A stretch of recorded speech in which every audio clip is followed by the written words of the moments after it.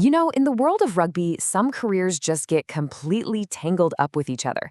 They're defined as much by their shared moments as by anything they did on their own. And today, we're diving into one of the great stories like that. The tale of two absolute legends for England and the British and Irish Lions, Rob Andrew, the cool, calculating fly half, and Dewi Morris, the powerhouse scrum half. Okay, so let's put them side by side right away.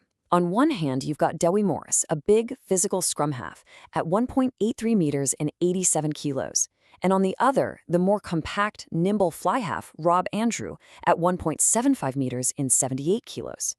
Totally different positions, totally different builds, but man, when they were on the field together, they formed one of the most fearsome partnerships in the game. So here's how we're going to break it all down. We'll start where they did, in the club scene. Then we'll look at their separate battles to get that England jersey. After that, we'll see them come together for the absolute highest honor, the Lions. And finally, we'll see the really interesting and totally different roads they took after their playing days were done. What's so fascinating to me is that even though they both reached the absolute peak of the sport, how they got there couldn't have been more different. For one guy, it was this steady, almost planned-out climb to the top. For the other, it was a total roller coaster, full of incredible highs and some really tough lows. Every great international player's story starts somewhere, right? It starts at the club level. So let's rewind the clock and see where these two titans of the game were really forged before the rest of the world knew their names. And you can see how different their paths were right from the get-go. Andrew's journey was kind of academic, kicking off at the famous Cambridge University, then moving on to Nottingham and Wasps. Morris, though, he came up through the tough, gritty northern club scene, Winnington Park, Orel, and Sale Sharks, a completely different kind of rugby education. And of course, you gotta love the nicknames in rugby. In that tight-knit world, everyone gets one.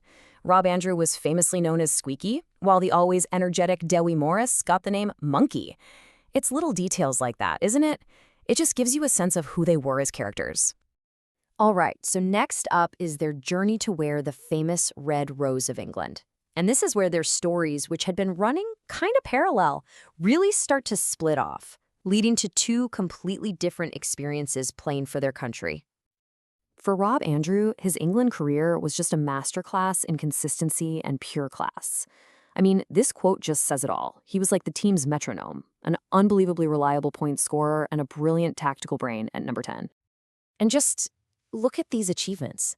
70 caps is incredible for anyone. But then you pile on 3 Grand Slams and playing in 3 different World Cups, getting to the final in '91, there's no doubt about it, Rob Andrew was absolute England rugby royalty. But for the man who was often right beside him at halfback, it was a totally different ballgame. A lot of people forget that Dewi Morris, the England scrum half, was actually born in Wales. And his journey in that white shirt was, let's just say, anything but smooth sailing.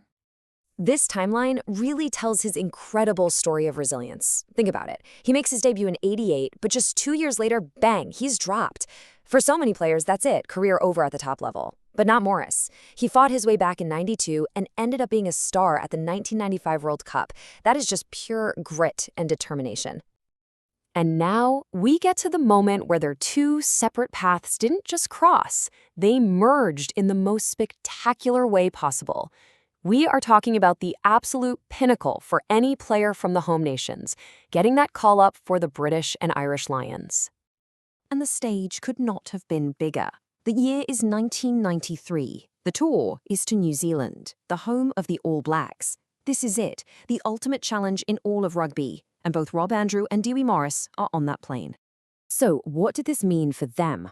For Andrew, this was actually his second tour, and he even got the huge honor of captaining the Lions in a warm-up game against France. But for Morris, on his one and only tour, he absolutely nailed down that test spot. He started all 3 brutal matches against New Zealand. He had well and truly made it to the top. So, what happens after the roar of the crowd fades and you hang up your international boots for good? Well, true to form, Andrew and Morris went on to write 2 very different but equally important next chapters in their lives. You can pretty much sum up their post-playing careers with these 2 titles. Rob Andrew became the architect, the guy behind the scenes, carefully building the future of the game. And Dewi Morris? He became the voice, sharing his passion and his brilliant analysis directly with the fans. Andrew's move from playing was just seamless. He went to Newcastle as a player/director of rugby and, get this, immediately led them to a premiership title. Oh, and he's also the guy credited with discovering some young fly half named Johnny Wilkinson. Ever heard of him? From there, he went on to a huge role in administration with the RFU, literally shaping English rugby for years.